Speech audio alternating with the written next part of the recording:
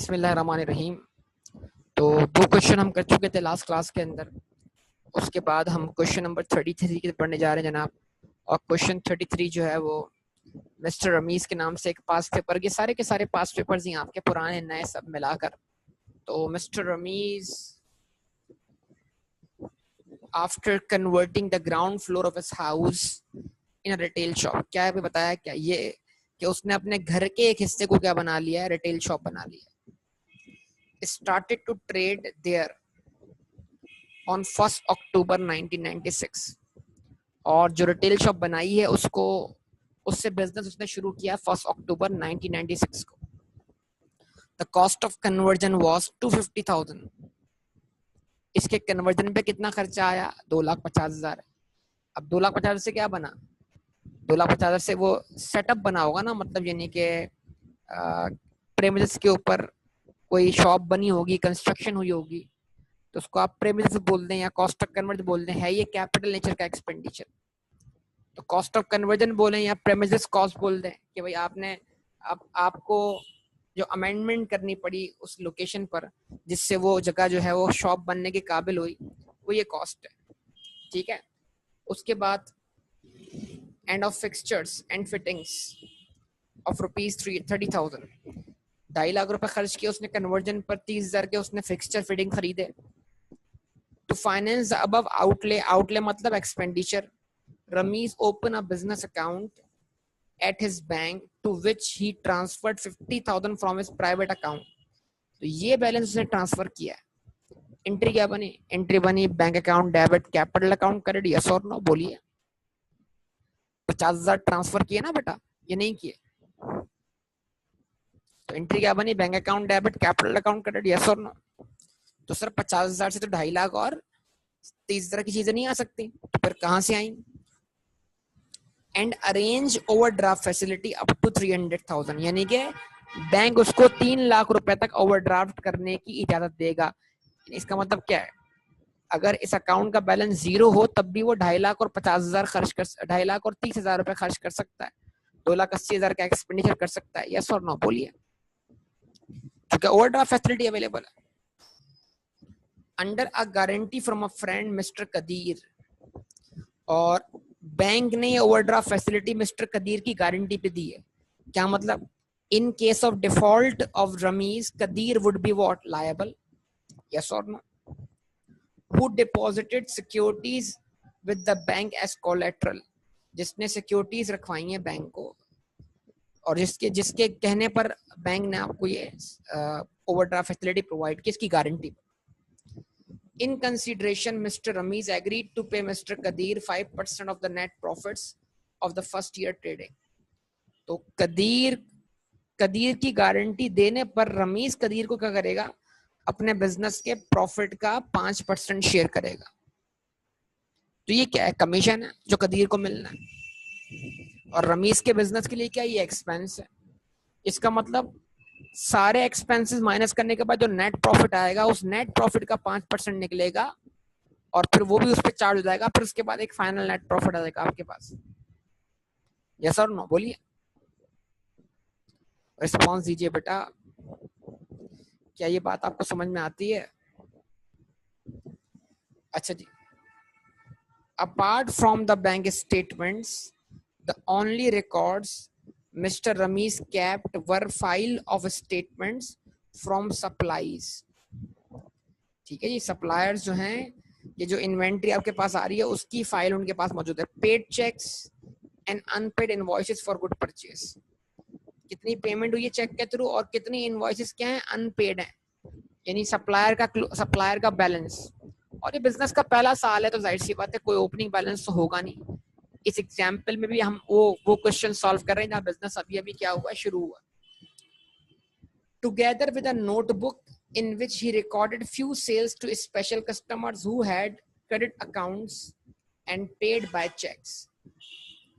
आमतौर पर इसका रिटेल स्टोर है और रिटेल स्टोर की मेजॉरिटी सेल्स क्या होती है? कैश सेल होती है। रिटेल वाला खुद कैश में बेचता है लेकिन खुद खरीदता है पीछे उधार से। तो जब भी रिटेल बिजनेस की बात है तो रिटेल बिजनेस की मेजॉरिटी सेल्स कैश सेल होंगी। हाँ, अगर कोई किराने की दुकान खोल ली है, कोई ग्रोसरी शॉप खोल ली है, तो उसकी मेजोरिटी सेल्स तो कैश सेल होंगे, लेकिन कुछ कस्टमर उधार कर लेते होंगे। आपकी कॉलेज की कैंटीन मेजोरिटी सेल तो कैश सेल होती है, लेकिन कुछ उधार वाले कस्टमर्स भी होते हैं कि नहीं होते? सोचिए जरा इस बात को। ठीक है जी।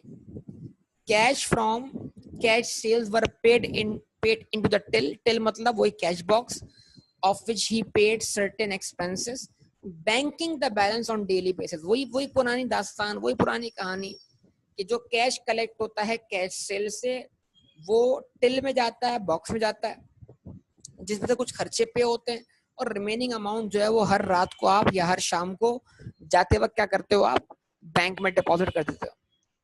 ठीक है जी। उसके बाद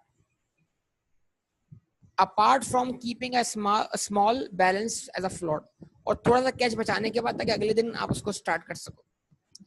He paid all supplier of goods by check। Payment to supplier सारी की सारी क्या है, चेक के थ्रू।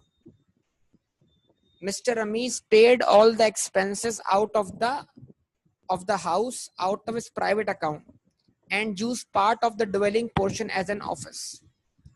रमीश साहब अपना प्राइवेट अकाउंट अलग मेंटेन करते हैं, बिजनेस अकाउंट अलग मेंटेन करते हैं।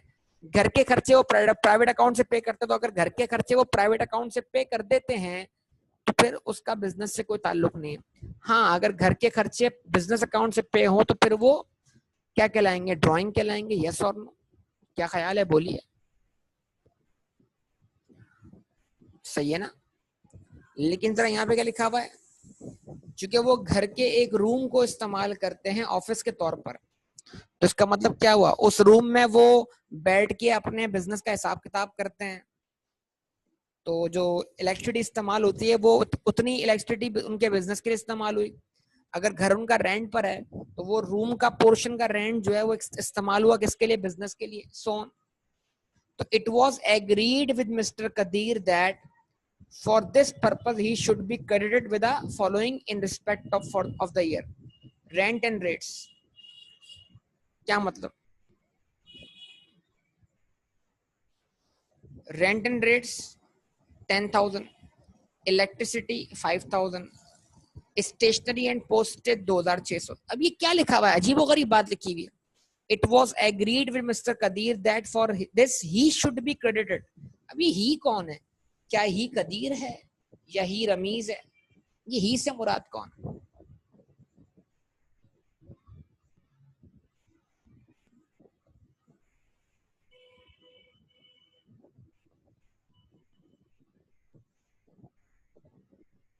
हाँ भाई, ही कौन है ये?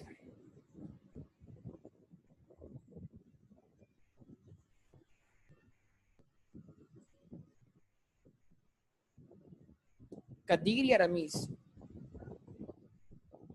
तो क्रेडिट करने का मतलब क्या है यहाँ पर, क्रेडिट करने का मतलब क्या है,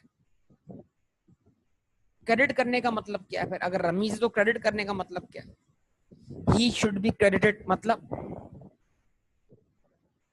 रमीज शुड बी क्रेडिट मतलब मीनिंग क्या निकला इस बात का, इस बात का मायना क्या निकला?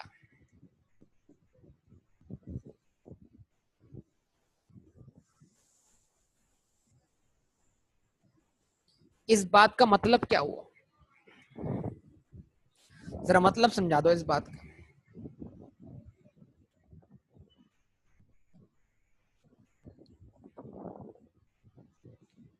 बोलो।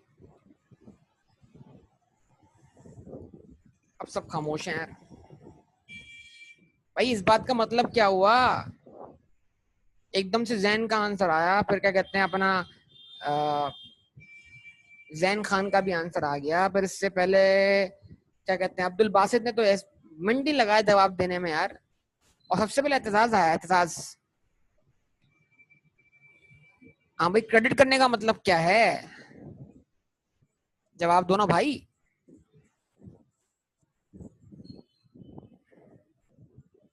अब खामोश है सब लोग यार।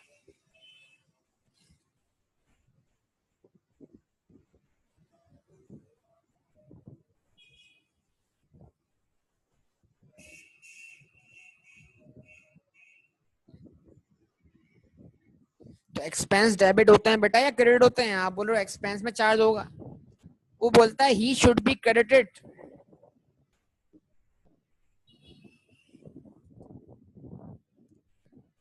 बेटा प्रॉब्लम क्या है? अब सवाल है कदीर का एग्री होना जरूरी है। देखिए समझे बात को, अल्फाजों को यहां से पढ़े आप। Mister Rameez paid all expenses of the house of his private account, used part of the dwelling portion in office. तो जो उसने अपने घर के खर्चे पे किए उसमें वो ऑफिस के खर्चे भी उसने प्राइवेट अकाउंट से पे कर दिए। तो जितना पोर्शन उसने प्राइवेट अकाउंट से ऑफिस के लिए पे किया है वो आपके बिजनेस का एक्सपेंस है। और इसका कदीर का एग्री होना इसलिए जरूरी है कि अगर ये एक्सपेंस चार्ज होगा तो ये एक्सपेंस चार्ज होने से बिजनेस के प्रॉफिट में कमी आएगी, और बिजनेस के प्रॉफिट में कमी आएगी तो कदीर के कमीशन में कमी आएगी। अब लिखा हुआ क्या, it was agreed with mister Kadir that for this he should be credited with the following in respect of the year. मतलब ये वो एक्सपेंसेस हैं जो प्राइवेटली पे हो गए, जिनकी वेरिफिकेशन बिजनेस के अंदर मौजूद नहीं है। तो अब अगर आप किसी ऐसे एक्सपेंस को चार्ज कर दोगे जिससे कदीर के प्रॉफिट में कमी आएगी, मतलब कमीशन में प्रॉफिट कम होने की वजह से, तो कदीर उस पर एतराज कर सकता है। तो कदीर का इस बात पे एग्री होना जरूरी है कि रमीज ने क्योंकि इन एक्सपेंस को प्राइवेटली पे किया है तो रमीज इन एक्सपेंसेस की एंट्री ये बनाए, rent and rates debit capital credit, तो Rameez should be credited. Electricity expense debit, Rameez capital credit. Stationery and postage debit, Rameez capital credit. तो यहाँ पर क्रेडिट का मतलब क्या है? कैपिटल क्रेडिट भाई, कैपिटल, क्योंकि ये एक्सपेंसेस प्राइवेटली पे हुए हैं। तो अगर बिजनेस का कोई भी एक्सपेंस प्राइवेट रिसोर्स से पे हो जाएगा तो क्या करेगा? आपके बिजनेस के कैपिटल को बढ़ाएगा। यस और नो? रिस्पॉन्स दे दो अब तो भाई, अब तो जागो, अब तो जवाब दो। सब खामोश हो गए थे बिल्कुल। मकसद समझ में आई बात या नहीं समझ में आई? अच्छा बताओ, ओरिजिनल कैपिटल कितना था? 50,000।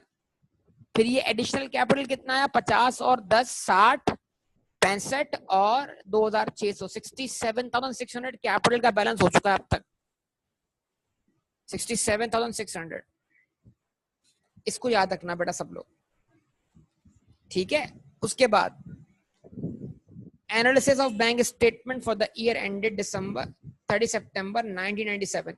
बिजनेस कब शुरू किया? 1 अक्टूबर 1996 को। साल पूरा कहां हो रहा है? 30 सितंबर 1997 को साल पूरा हो रहा है।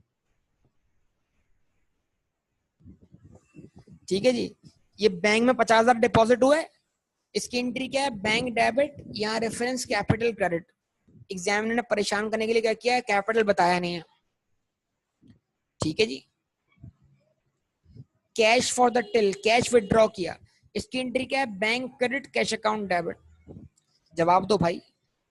सप्लाईज डिस्काउंट, सप्लायर्स को क्या, सप्लायर्स ने आपको क्या दिया? डिस्काउंट दिया है। आमतौर पे जो डिस्काउंट रिसीव होता है वो कैश फॉर्म में नहीं मिलता है, डिस्काउंट कैश फॉर्म में मिला है। इसकी एंट्री आप सिर्फ इतनी बनाओ, bank debit discount receive credit, बस। इसका इफेक्ट ना लो किस पर? क्रेडिटर अकाउंट पर, क्योंकि डायरेक्ट डिस्काउंट अगर आपको कैश फॉर्म में मिला है तो मतलब आपको पैसे मिले, आपने पेमेंट कर दी, उस पेमेंट में से 1,000 रुपए निकाल के उसने आपको वापस दे दिए पेमेंट करते हुए। इस तरह समझ लो आप इस बात। तो इसकी एंट्री क्या है? Bank debit discount receive credit. Special customer जिनको आप उधार बेचते हो गुड्स, उनसे कितना कलेक्शन हुआ है? 38,200। कैश ट्रांसफर टू बैंक, निकालना नहीं पड़ रहा, आसान कर दिया आपको। तो जो कैश ट्रांसफर टू बैंक है उसकी एंट्री बैंक डेबिट है, कैश अकाउंट क्रेडिट है। अच्छा जी। उसके बाद प्रीमियस पर के लिए ऊपर खर्चा किया, capital expenditure, furniture fixture purchase किया, कैपिटल एक्सपेंडिचर। अब देखिए सप्लाईज फॉर परचेज, कल भी बताया था आपको मैंने, ये देखो इससे धोखा मत खाना, ये परचेज लफ्ज से धोखा मत खाना। ये पेमेंट टू सप्लायर अगर आपके पास क्रेडिटर्स का ओपनिंग या क्लोजिंग बैलेंस मौजूद है तो। Insurance of stock, insurance expense, ठीक है जी। बैंक चार्जेस एंड इंटरेस्ट कितना? 11,000। तो ये सारी रिसिट्स हैं और ये सारी पेमेंट्स हैं। ये सब कुछ निकालने के बाद आपका बैंक ओवरड्राफ्ट लायबिलिटी आ रहा है 2,03,700। इसका मतलब बैंक अकाउंट तो बनाने की जरूरत ही नहीं है, बना बनाया दे दिया एग्जामिनर ने, और बैंक अकाउंट से कोई मिसिंग वैल्यू फाइंड भी नहीं हो रही। यस और नो बोले ना, रिस्पॉन्स देना बेटा, रिस्पॉन्स से तो बात बनेगी। अच्छा जी। उसके बाद mister Rameez estimates that during the year following were paid out of the till। अब ये कैश अकाउंट बनेगा, और कैश अकाउंट क्यों बनेगा? इसलिए कि कैश अकाउंट इंपॉर्टेंट है। कैश अकाउंट में से ये पेमेंट्स, ये ट्रांसफर कब किया गया? कुछ एक्सपेंसेस पे करने के बाद।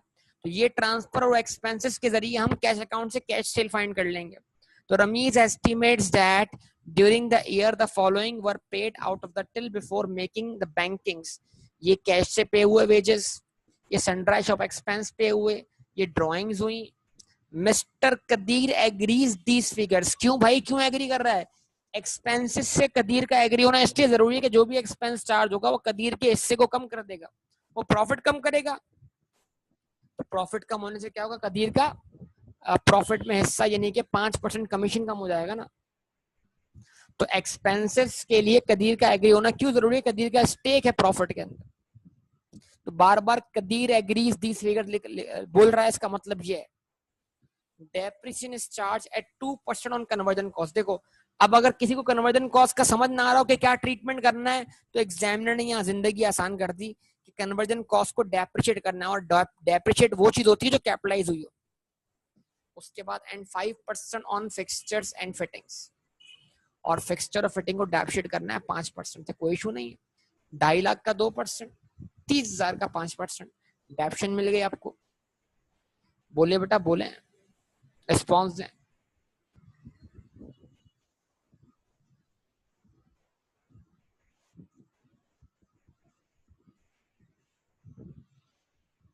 अब ये लाइन जो है ना वो आपकी बैंक रिकंसिलिएशन को जरा क्या करेगी, चैलेंज करेगी। Cheques totalling ₹3,000 from a special customer paid into the bank on 30 सितंबर had not been credited by bank. अगर ये 3,000 रुपए बैंक क्लियर कर देता तो हमारा बैंक बैलेंस जो होता वो 3,000 से क्या होता, ज्यादा होता। यस और नो, रिस्पॉन्स दो। अब बड़ी इंपॉर्टेंट बात करने जा रहा हूं। ये जो स्टेटमेंट है ये हमारी बिजनेस की बनाई हुई है, बैंक का रिकॉर्ड है। अगर ये बैंक का रिकॉर्ड हो तो ये balance as per bank statement है, और balance as per bank statement को balance as per amended cash book लाने के लिए क्या करते हैं आप, इस बैलेंस में अनक्लियर्ड चेक क्या करते हैं, ऐड करते हैं, और इस बैलेंस में से अनप्रेजेंटेड चेक क्या करते हैं, लेस करते हैं। अगर आपको याद हो सारी बातें तो बचपन। अब थोड़ी सी गलती क्या है, ये बैलेंस क्या है, लायबिलिटी है, ओवरड्राफ्ट है, और 3,000 का बैलेंस डिपॉजिट होने से ओवरड्राफ्ट में इजाफा होगा या कमी आएगी?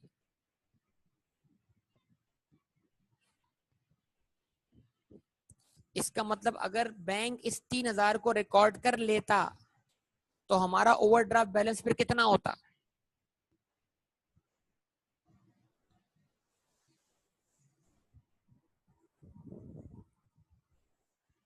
अगर बैंक इस 3,000 को रिकॉर्ड कर लेता तो हमारा ओवरड्राफ्ट बैलेंस कितना होता? 2,07,000 होता ना। यस और नो। और बैंक अगर ये 3,000 को रिकॉर्ड कर लेता फ्रॉम स्पेशल कस्टमर्स, तो स्पेशल कस्टमर से जो कलेक्शन हुई है वो कितनी होती, वो कितनी होती, जरा बताओ।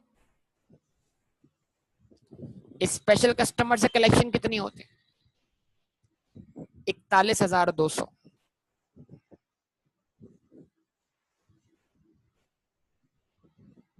इसका मतलब अगर मैं यहाँ पर कलेक्शन फ्रॉम कस्टमर 41,200 लिखूं तो ये बैलेंस ऑटोमेटिक 2,07,000 बन जाएगा, नहीं बन जाएगा? जवाब दें, सोचे जरा।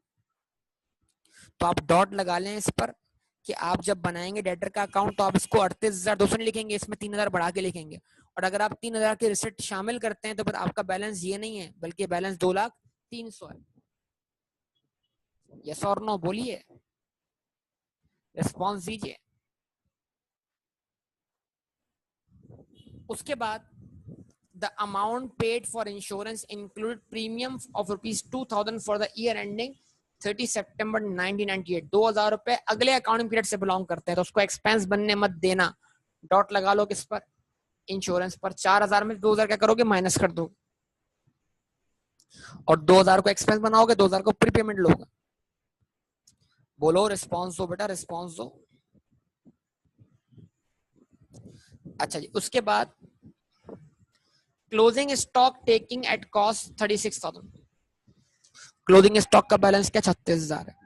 The balance in the till was 1,500। ठीक है, टिल में बैलेंस कितना है? 1500 रुपए। इस लाइन को छोड़ दो, इग्नोर कर दो आप फिलहाल, ये हमारे किसी काम की नहीं है, ये आपको कंफ्यूज करेगी बिला वजह। ठीक है जी। Balance in the till was ₹1500। Till में बैलेंस कितना है? 1500 रुपए। ठीक है, यानी ये क्या बन गया आपका? कैश अकाउंट का closing balance. Suppliers unpaid invoices amounted to ₹40,300 and amount payable ₹1,000 for wages and ₹600 for shop expenses. Creditor का क्लोजिंग बैलेंस ये है, अक्रूड एक्सपेंसेस इतने हैं वेजेस के और शॉप एक्सपेंस के 600। डॉट लगा लें। रिस्पॉन्स मेरा आपसे सवाल है, पहला सवाल,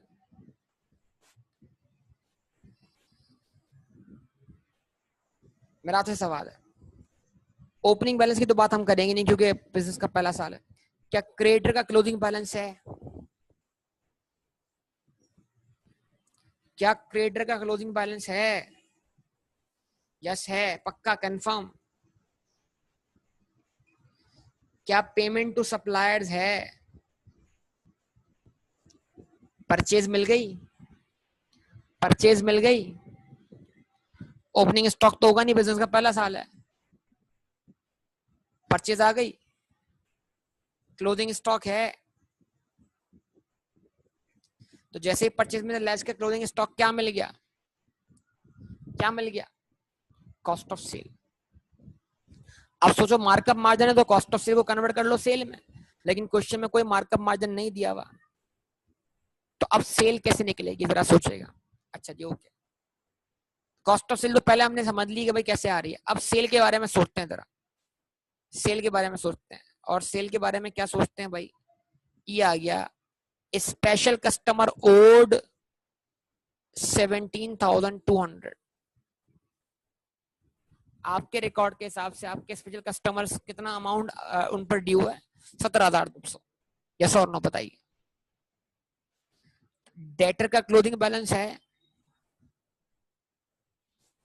डेटर का क्लोजिंग बैलेंस है, बोलिए। डेटर का क्लोजिंग बैलेंस है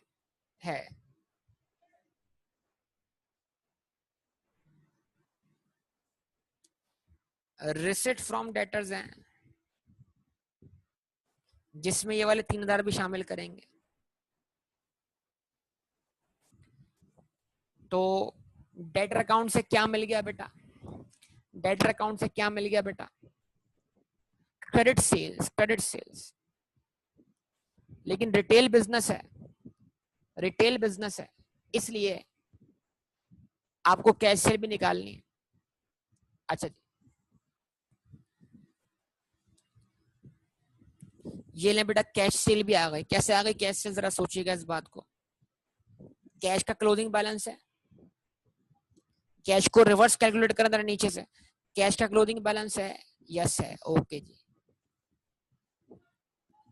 कैश ट्रांसफर टू बैंक है, यस है। और ये सारे एक्सपेंसेस कहां से पे हुए हैं? कैश से। तो ये क्रेडिट साइड पे लिखे हैं, ये क्रेडिट साइड पे लिखे हैं, ये क्रेडिट साइड पे लिखे हैं, फिर cash transfer to bank credit side पे लिखे हैं, बैलेंस शीट लिखे हैं, और इसको लिखे हैं डेबिट साइड पर। क्यों? 2,000 का बैलेंस वहां से आया भी है। और जो अब डिफरेंस है वो डिफरेंस कैश अकाउंट की डेबिट साइड पे जो शॉर्टेज है, वो शॉर्टेज बेटा क्या है? Cash cell. कैश सेल और क्रेडिट सेल को प्लस करें, टोटल सेल मिल जाएगी। रिस्पॉन्स, टोटल सेल मिल गई, उससे कॉस्ट ऑफ सेल माइनस करें, क्या मिल गया? ग्रॉस प्रॉफिट मिल गया। बताइए, सही है ना?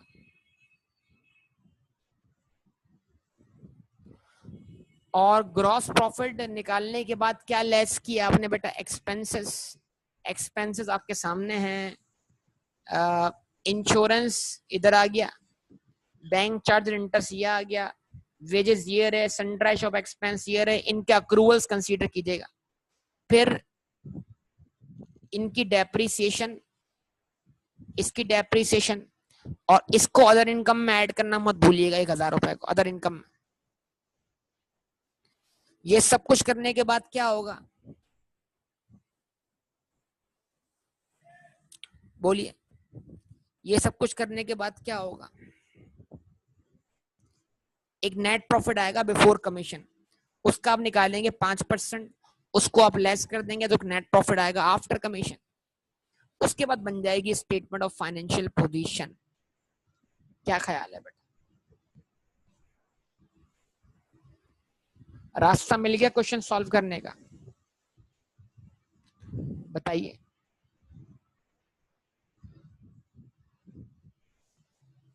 रिस्पॉन्स दीजिए।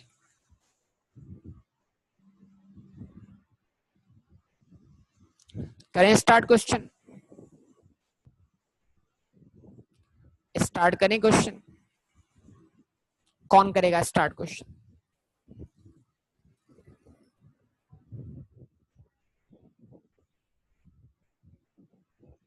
हम कौन?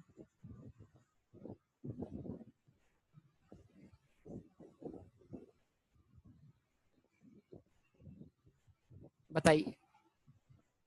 हम स्टूडेंट्स। इंडिविजुअल बेटा, घर बैठ के तो इंडिविजुअली करोगे ना, सही बात है।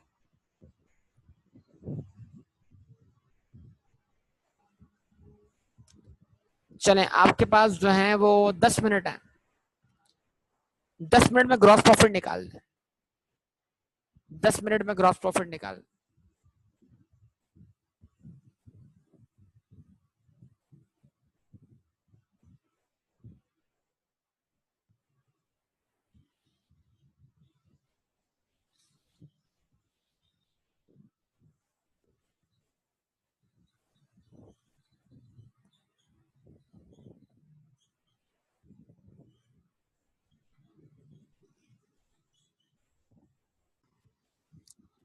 Okay, now the page number 1 for a statement of comprehensive income, page number 2 for a statement of financial position, page number 3 for workings. याद होगा तरतीब आपको इसे?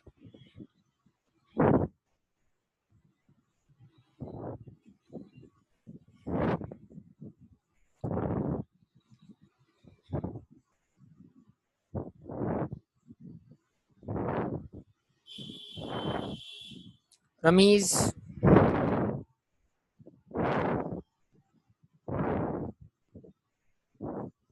statement of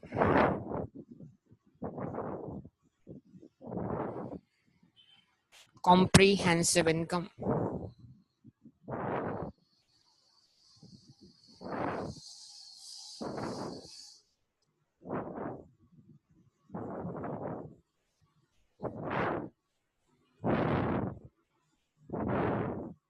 For the year ended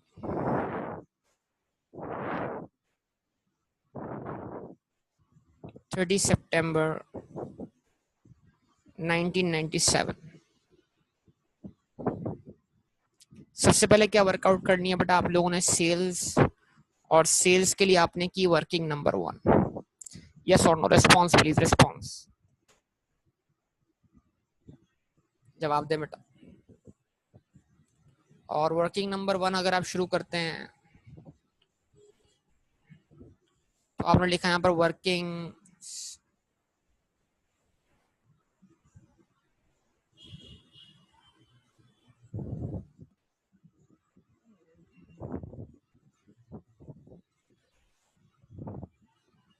working 1 is what? Sales,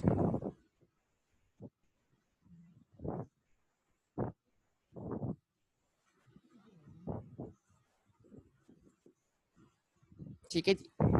और सबसे पहले यहाँ पर आ जाएगी आपके पास क्या? कैश सेल्स, जिसकी वर्किंग आप कर लेंगे 1.1, और फिर आपके पास क्या रहेगी? क्रेडिट सेल्स,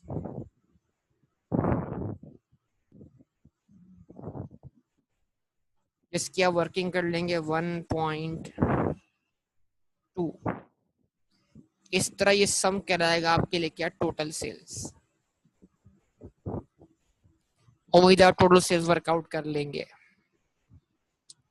आपने की भी होगी ऑब्वियसली। सबसे पहले हम क्या बनाते हैं, कैश अकाउंट बनाते हैं, जिसको हम वर्किंग नंबर 1.1 से डिनोट करते हैं। कैश अकाउंट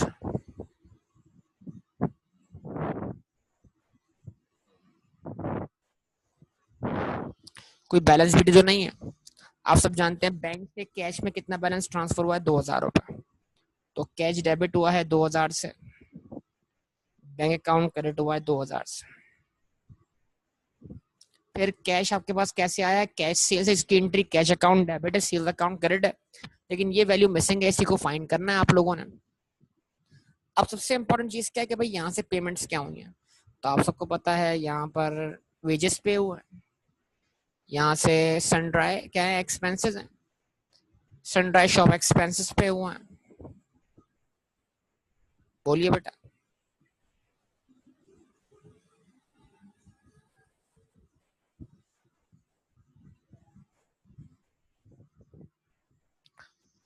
यहाँ से ड्राइंग्स हुई हैं, और ये सब कुछ करने के बाद जो बचा वो कैश ट्रांसफर टू बैंक है, और उसमें से जो बच गया वो इसका बैलेंस सीडी है ट्रांसफर करने के बाद। यस और नो बताइए, रिस्पॉन्स दीजिए। देखो बार बार एक जैसी चीजें प्रैक्टिस कर रहे हो आप, कोई नई चीज नहीं कर रहे हो। हाँ जी। तो वेजेस कितने पे किए, 40,000। शॉप एक्सपेंस कितने थे, 50,000। ठीक है, सॉरी 5,000। और ड्राइंग कितनी है, 60,000। ओके जी। यहाँ लिखा आपने 40, यहाँ लिखा आपने 5,000, यहाँ लिखा आपने 60,000, और उसके बाद आपने कितना बैलेंस ट्रांसफर किया है बैंकिंग, जिससे बैंक अकाउंट डेबिट हुआ है और कैश अकाउंट क्रेडिट हुआ है, वो है 376,900। तो 376,900 जो है वो आपका ट्रांसफर टू बैंक है, और ये सब कुछ करने के बाद आपके पास 1,500 का कैश का बैलेंस सीडी बच रहा है। अब आप डिफरेंस वर्कआउट कर लीजिए बेटा, वो डिफरेंस क्या है।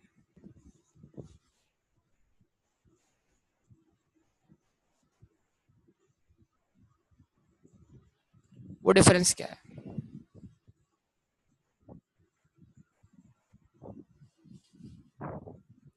481,400।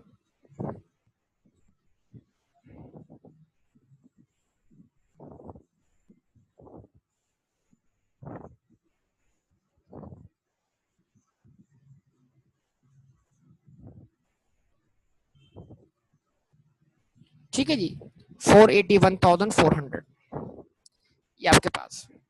481,000 के 400 के आ गई आपके पास, कैश सेल आ गई।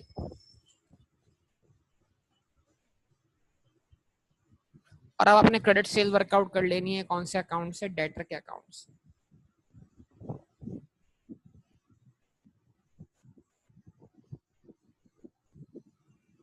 जिनको क्वेश्चन है स्पेशल कस्टमर्स बोला है, तो स्पेशल कस्टमर से क्या हुआ है, कैश कलेक्ट हुआ है, बैंक अकाउंट में बैंक डेबिट हो गया, लेकिन क्योंकि बैंक अकाउंट की डिटेल्स आपकी एज पर बैंक स्टेटमेंट है, तो उसमें जो पैसा आपको चेक फॉर्म में कलेक्ट हो चुका है लेकिन बैंक ने आपके अकाउंट में क्रेडिट नहीं किया, वो शामिल नहीं है। तो आप इस बैलेंस को 3,000 से बढ़ा के लें, ये 3,000 रुपए। तो अगर आप इसको 3,000 से बढ़ा के लेंगे तो ऑब्वियसली आपका ओवरड्राफ्ट जो है वो 3,000 से कम हो जाएगा, यानी 41,200।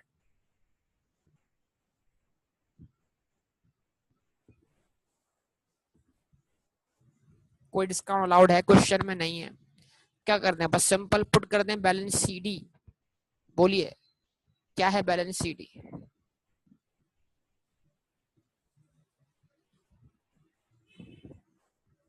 17,200 ये रहा।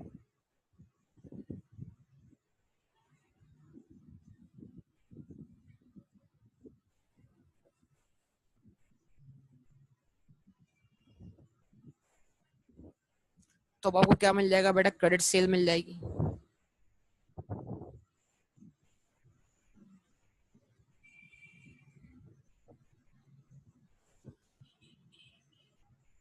और कितनी है क्रेडिट सेल्स, जिससे डेटर अकाउंट डेबिट हुआ और सेल्स अकाउंट क्रेडिट हुआ है 58,400। तो इसमें 481,400 में 58,400 क्या करते हैं, ऐड करते हैं, तो आपका सम कितना आता है 539,800। तो 539,800 आपकी क्या है, क्रेडिट सेल्स है। ठीक है जी। अब कॉस्ट ऑफ सेल वर्कआउट कर लें, और कॉस्ट ऑफ सेल वर्कआउट करने के लिए आपको वर्किंग करनी है, working number 2 for what, cost of sales, जिसके लिए आपको पहले फाइंड करनी है परचेजेस।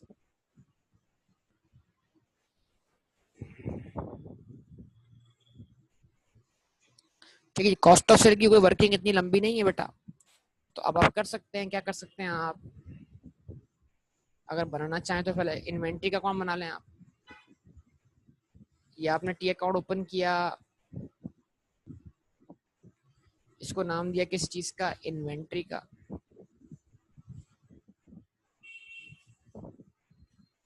इन्वेंट्री का क्या अवेलेबल है, बैलेंस शीट अवेलेबल है, एक मिनट बेटा जरा वेट कीजिएगा। जी बेटा, इन्वेंट्री का बैलेंस शीट क्या था,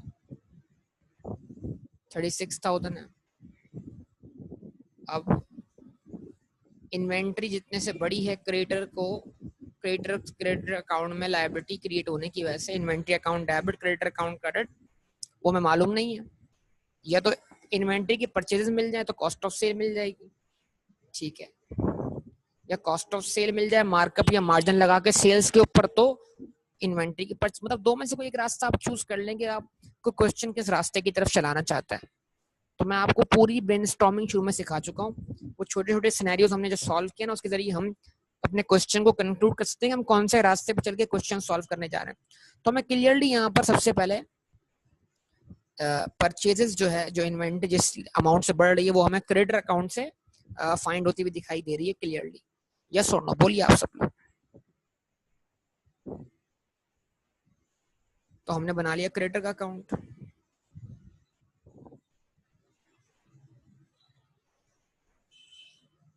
और क्रेडिट अकाउंट में हमने एंट्री कंप्लीट की, इन्वेंट्री अकाउंट डेबिट किया, क्रेडिट अकाउंट क्रेडिट किया।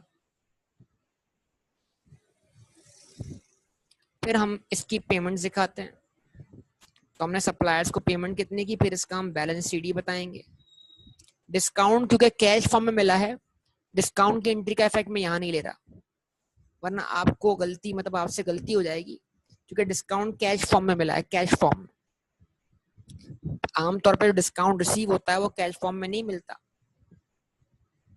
तो उसकी एंट्री आप सिंपल ये बनाए, bank debit discount receive credit, बस दैट्स ऑल। ठीक है जी। तो सबसे पहली चीज बताइए, पेमेंट टू सप्लायर्स कितनी है,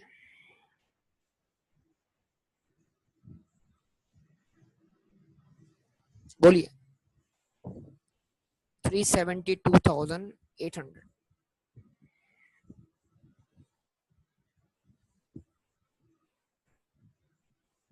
और बैलेंस शीट कितना है, सप्लायर्स का क्लोजिंग बैलेंस कितना है। तो अब इन्वेंट्री अकाउंट डेबिट होने की वजह से लायबिलिटी कितने से क्रिएट हो रही है बताइए। परचेज कितने से आ गई आपके पास, कि कितनी इन्वेंट्री परचेज हुई है इस साल, बोलिए बेटा, बोलिए बोलिए बोलिए, बताइए।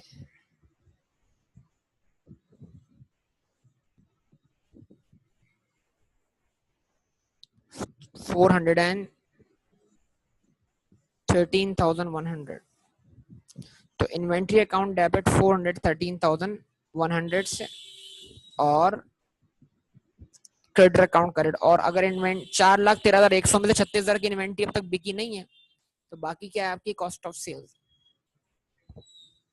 यस और नो, जल्दी बताइए बेटा, कितनी कॉस्ट ऑफ सेल आ रही है आपके पास, 377,100। चलें, तो अब सेल और कॉस्ट ऑफ सेल कहाँ लिखवा दें मुझे आप, वहां पर 5, सेल्स की वैल्यू क्या है 539,800,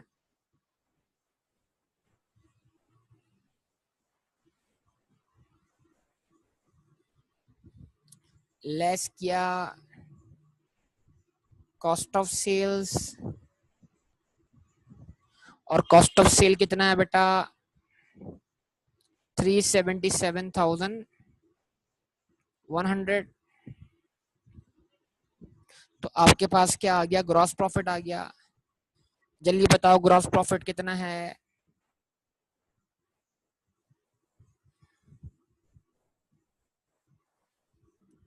162,700। ठीक है, अब आप क्या करें, इसमें से लेस करें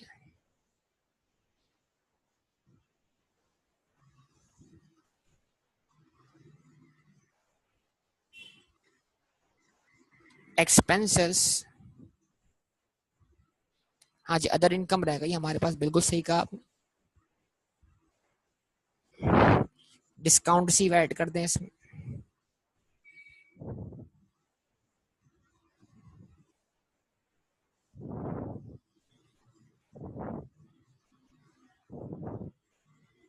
एक हजार से, तो आपका जीपी आफ्टर अदर इनकम कितना हो जाएगा 163,700। ठीक है ना।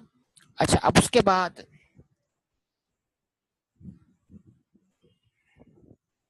लेस करें क्या एक्सपेंसेस। चले शाबाश, जल्दी जल्दी एक्सपेंस का नाम बताएं मुझे। आपको बैंक अकाउंट में तो एक ही एक्सपेंस दिख रहा है, उसका नाम है इंश्योरेंस और बैंक चार्जेस। इंश्योरेंस की रकम वहां पे कितनी है 4,000, जिसमें से 2,000 क्या है प्रीपेड है, तो 2,000 गया प्रॉफिट एंड लॉस अकाउंट में। यस और नो रिस्पॉन्स दीजिएगा प्लीज। उसके बाद इंटरेस्ट एंड बैंक चार्जेस 11,000।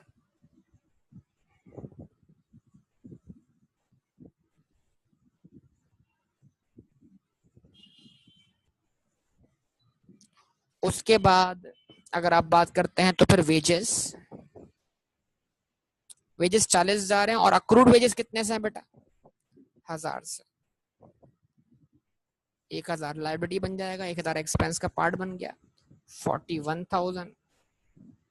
उसके बाद सनड्राई शॉप एक्सपेंसेस हैं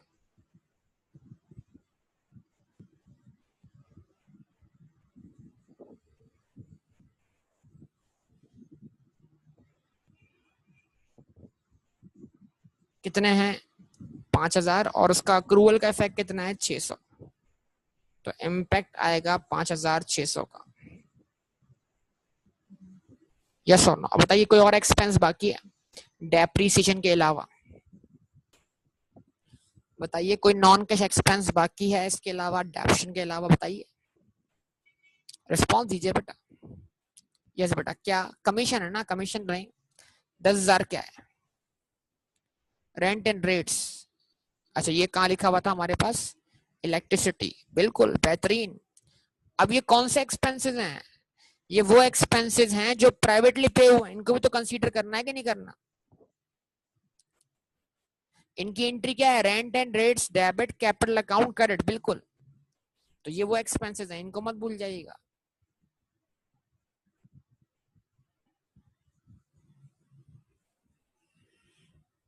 रेंट एंड रेट्स हो गया, उसके बाद इलेक्ट्रिसिटी हो गया,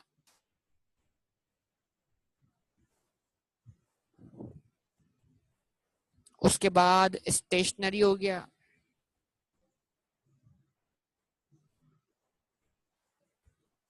तो रेंट एंड रेट्स कितना है बेटा बताइए 10,000 रुपए। इलेक्ट्रिसिटी एक्सपेंस कितना है आपके पास, इलेक्ट्रिसिटी एक्सपेंस कितना है 5,000 रुपए। इन सबसे कैपिटल भी क्रेडिट करना मत भूलिएगा, और स्टेशनरी कितना है 2,600 रुपए। अब आता है कहां पर, डेप्रीसिएशन की तरफ। चार्ज करते हैं डेप्रीसिएशन, कॉस्ट ऑफ कन्वर्जन कितनी है 2.5 लाख, 2.5 लाख का निकालने कितना 2%, जवाब दें, और प्लस करें 30,000। फर्नीचर एंड फिक्सचर का कितना परसेंट निकालना है, क्या रेट है फर्नीचर फिक्सचर का 5% रेट है,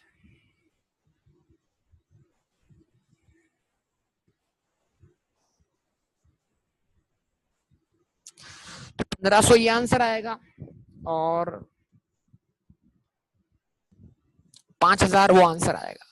टोटल एक्सपेंस कितना जाएगा? 6500।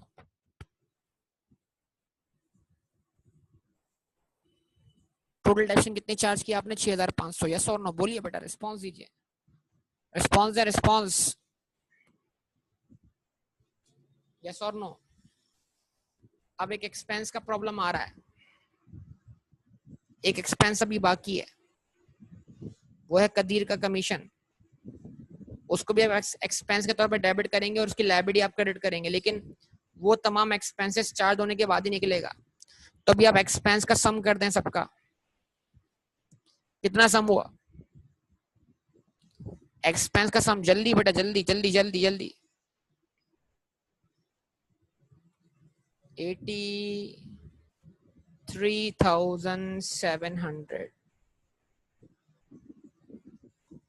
तो नेट प्रॉफिट बिफोर कमीशन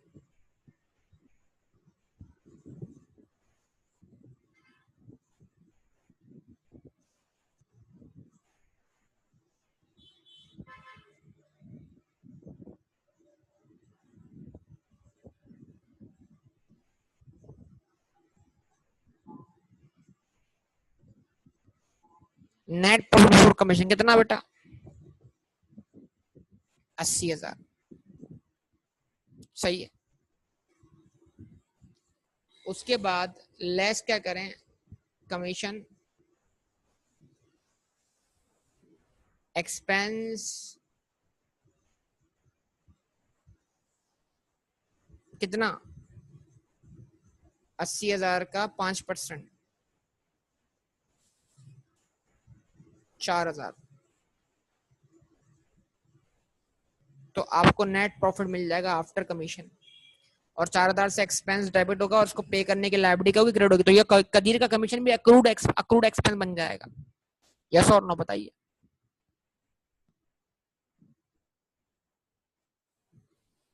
ये नेट प्रॉफिट आ गया आपके पास कितने से? 76,000।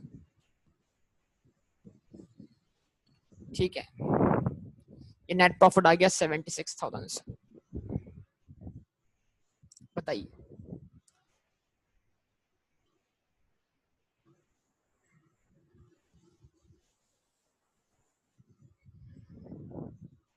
रिस्पॉन्स दीजिए बेटा।